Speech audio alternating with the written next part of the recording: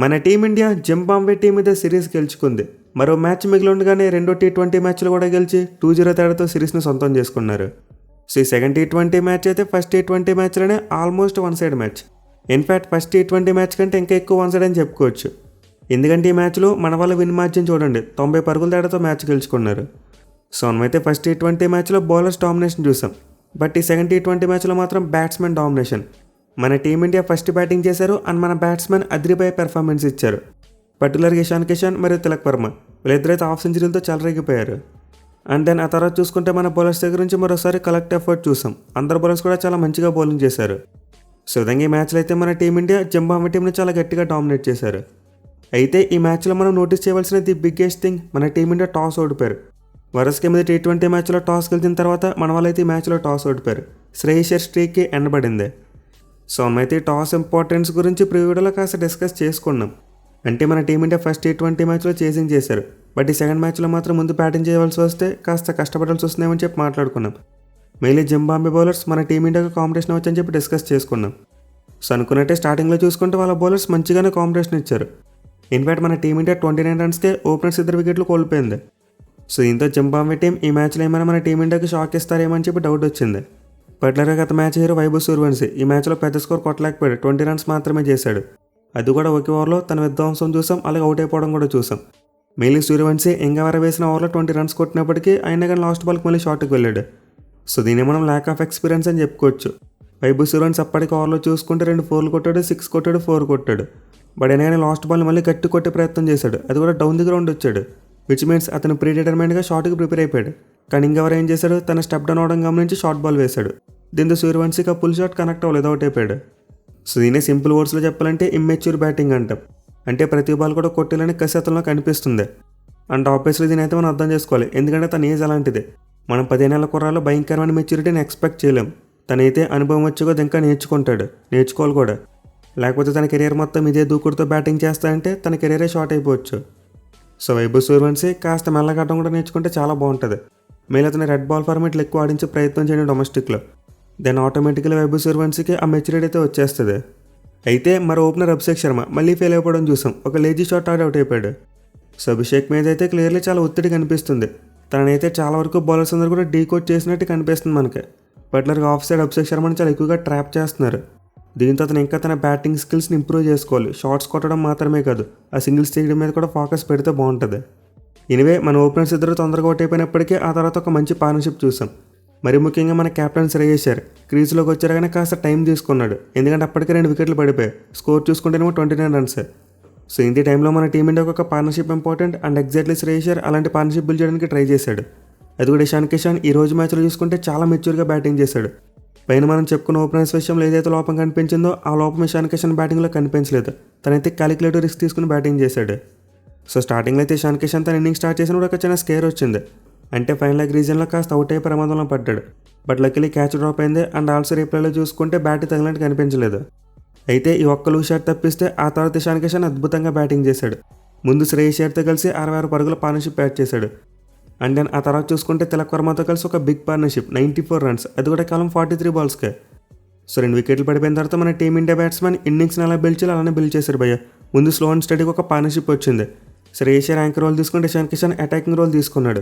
వేరేజ్ Iyer out అయిపోయిన తర్వాత చూసుకుంటే తిలక్ వర్మ వచ్చి మైండ్ బ్లోయింగ్ బ్యాటింగ్ చేశాడు.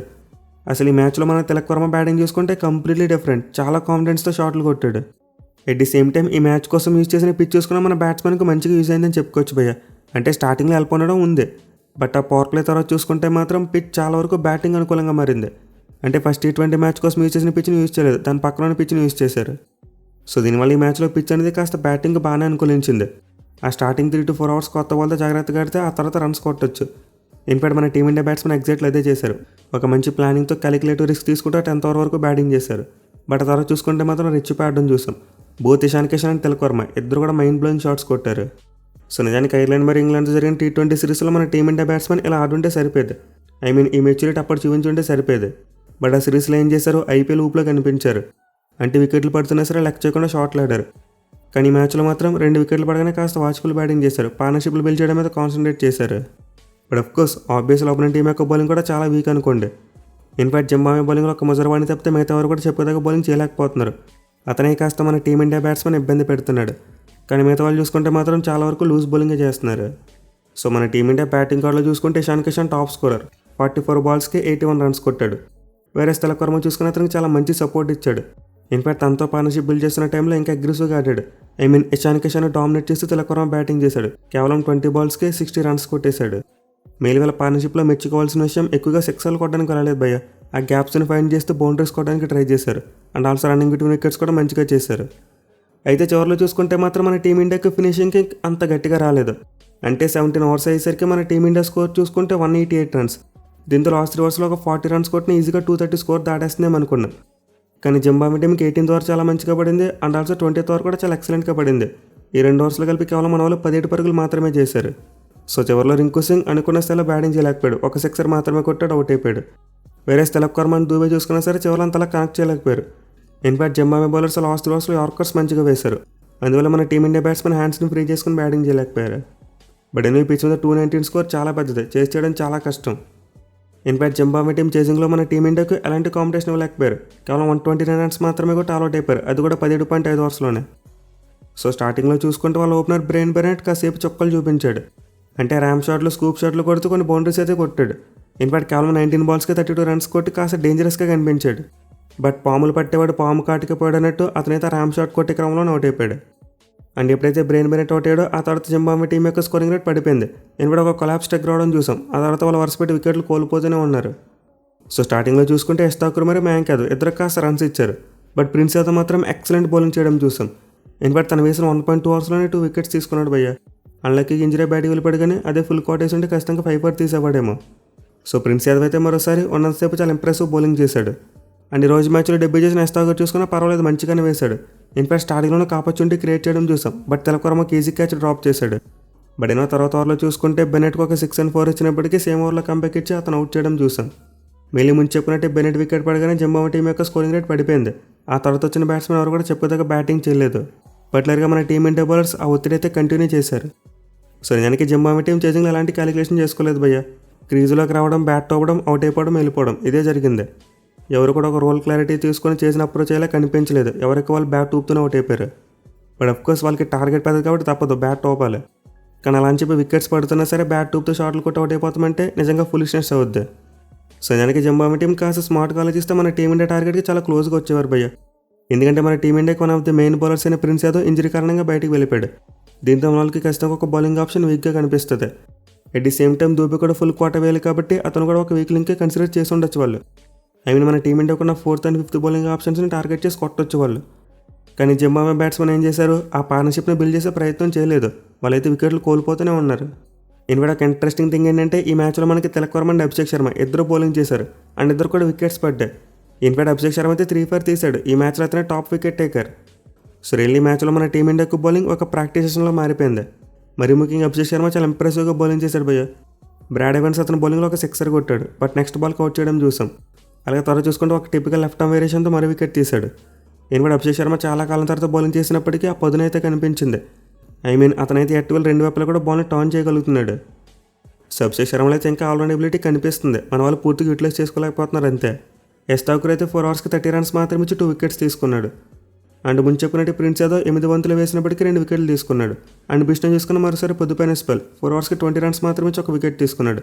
ఇక దూబే చూసుకున్న తిలక్ వర్మ చూసుకున్నాం, వీళ్ళిద్దరు కూడా తల వికెట్ పడింది. అసలు మరోసారి మన బౌలింగ్ అయితే చాలా కలిసికట్టుగా క్లిక్ అయింది. కానీ ఫీల్డింగ్ చూసుకుంటే మాత్రం మరోసారి కాస్త అటు ఇటుగా కనిపించింది. మెయిల్ ఇషాన్ కిషన్ కామికోలో ఒక రన్అట్ని మిస్ చేయడం చూసాం. Easy run out opportunity. బట్ అతనైతే బ్యాట్స్మెన్ ఏమాత్రం పట్టించుకోలేదు. త్రోని కలెక్ట్ చేసి వికెట్ వైపు త్రో చేశాడు. ఆ త్రోని కలెక్ట్ చేసి ఏమాత్రం చూడకుండా వికెట్ వైపు త్రో చేశాడు. కానీ అది కంప్లీట్లీ మిస్ అయిపోయింది. ఇషాన్ కిషన్ మిస్ చేసిన రన్అట్ కొంతవరకు ఫన్నీగానే అనిపించింది. బట్ ఇలాంటి విషయాలు కాస్త జాగ్రత్తగా ఉంటే బెటర్. కాస్త అవేర్నెస్ అబ్జర్వ్ చేస్తే రన్అట్లు ఇన్ఫ్లిక్ట్ చేస్తే బాగుంటుంది. అట్ ది సేమ్ టైం ఆ క్యాచింగ్ మరియు గ్రౌండ్ ఫీల్డింగ్ విషయంలో కూడా కాస్త ఇంప్రూవ్ చేసుకుంటే బాగుంటుంది. అక్కడక్కడ ఇంకా ల్యాప్స్ కనిపిస్తున్నాయి. సో అపార్ట్ ఫ్రమ్ దిస్ ఈ మ్యాచ్లో చూసుకుంటే మన టీమిండియాకి పెద్దగా లోపాలేమీ కనిపించలేదు. మన వాళ్ళు టాస్ ఓడిపోయి ముందు బ్యాటింగ్ చేసినా సరే మ్యాచ్ని చాలా దర్జాగా గెలిచారు. 90 పరుగుల తేడాతో గెలుచుకున్నారు. సో ఇంత ప్రస్తుతానికి సిరీస్ 2-0 తేడాతో సీల్ అయిపోయింది. అండ్ థర్డ్ మ్యాచ్ చూసుకుంటే సండే రోజు జరగబోతుంది. అంటే కేవలం ఒక్కరోజు గ్యాప్ మాత్రమే. అయితే సిరీస్ ఫలితం ఆల్రెడీ ఫిక్స్ అయిపోయింది కాబట్టి థర్డ్ T20 మ్యాచ్ ఇంకా డెడ్ రబ్బర్. ఎందుకంటే మన ఈ సిరీస్ని వైట్ వాష్ చేస్తే నెంబర్ 1 ర్యాంక్ వస్తుంది, అదర్వైజ్ రాదు. సో నేనైతే 3 T20 మ్యాచ్కి ప్రివ్యూడే చేయకపోవచ్చు, మీరైతే వెయిట్ చేయకండి. ఎందుకంటే మళ్ళీ సేమ్ గ్రౌండ్లో మ్యాచ్ అండ్ టీమ్స్ కూడా మోస్ట్ లైక్లీ సేమ్గా ఉండొచ్చు, పెద్దగా మార్పులు ఏమీ ఉండవు. మేబీ ఒక 2 రోజులు గ్యాప్ వస్తే ప్రివ్యూ చేసుకునే వాళ్ళం, బట్ ఒక్కరోజు గ్యాప్ ఉంటుంది కాబట్టి పెద్దగా చెప్పుకోవడానికి కూడా ఏమి ఉండదు ఇంకా. సో లెట్స్ సీ మన టీమిండియా 3 T20 మ్యాచ్లు కూడా ఇదే ఫామ్ని కంటిన్యూ చేసి సిరీస్ని వైట్ వాష్ చేస్తారో లేదో చూద్దాం. Thank you for watching. Have a nice day.